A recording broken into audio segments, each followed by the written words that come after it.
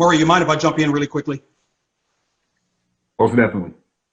Let me say that urban apologists, what I call pseudo-apologia, is an embarrassment to modern Christianity. Many of them represent poor research, shallow scholarship, heretical teaching that's really it's a perpetuation of white supremacy, and they don't know it. It's subtle witchcraft.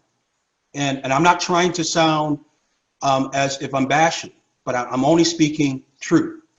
That modern urban apologists represent what I call syncretic theology of Catholicism.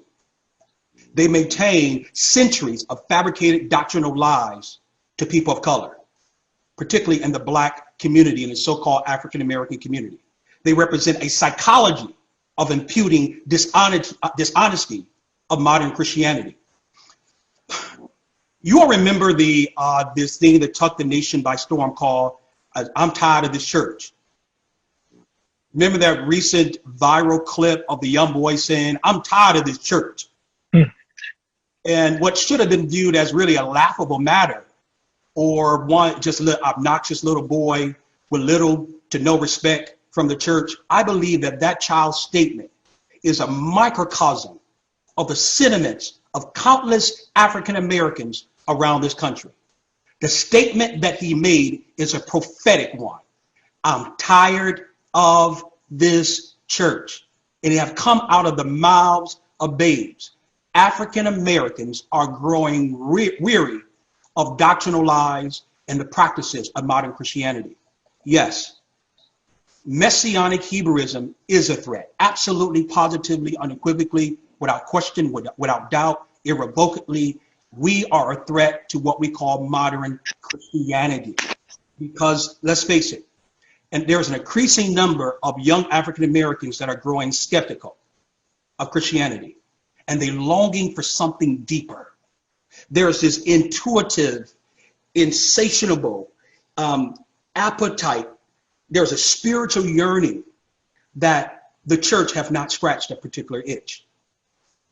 So although Black America still tends to be more religious, because oppressed people tend to be vehemently religious more than any other populace, more than any other segment in our population. So although we tend to be more religious, those who are under 30 are 3 times likely to leave the Christian church. Now, I've been saved all my life. I was saved at the age of 11, and I have been walking with Christ ever since then. As a pastor, I even preached and developed church growth strategies and ecclesiastical programming to keep young people from leaving the church. I never thought that for 1 second that I would turn my back on the Christian church. Well, ladies and gentlemen, here I am. Because Christian culture continues to uphold this pagan syncretic practices. It continued to perpetuate a race culture. We'll talk about that. It perpetuates white supremacy. Even among the Black churches, continue to perpetuate what I call this ecclesiastical Stockholm syndrome. Think about it. We have access to knowledge now. And so people are finding the inconsistencies with Christianity. I teach on the seminarian level. So I teach MDiv students, Masters of Divinity, as well as doctoral students. I teach Church History 1, Church History 2. For anyone, particularly Dr. Eric Mason, with all respect, he's a seminarian as well. When you begin to dissect the scriptures, when you look through the historical lens of the scriptures, when you look at the historical criticism, textual criticism, when you look beyond the lens of Eurocentric theology, you'll begin to see that there's a myriad of inconsistencies with Christianity. Here's what's happening. People are finding answers to age-old questions that have been asked to the Christian church, but they fail to produce sufficient answers. So through research, through manuscripts, through historical documents, through corroborating accounts, literary consistency, DNA, migration routes, S&P, STR trackers, linguistics, geography, genetics, anthropological studies. Now people are doing research on themselves, for themselves. As Morey Rick Marlin talked about. So through research, historical documents, they are finding out the hypocrisy in Christianity. I was a Christian pastor for nearly 20 years. I was feeding the lies. I was perpetuating the regurgitated dogma. I was perpetuating this idea of Christianity. And so I'm going to come back and talk about, really, if time allows, talk about the hypocrisy and talk about what I call this circus show that I was involved in.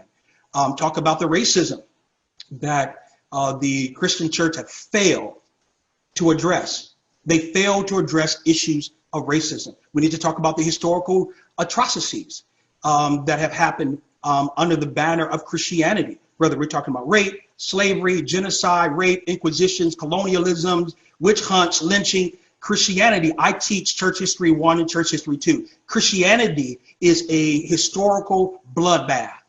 And we're going to come back and talk about that.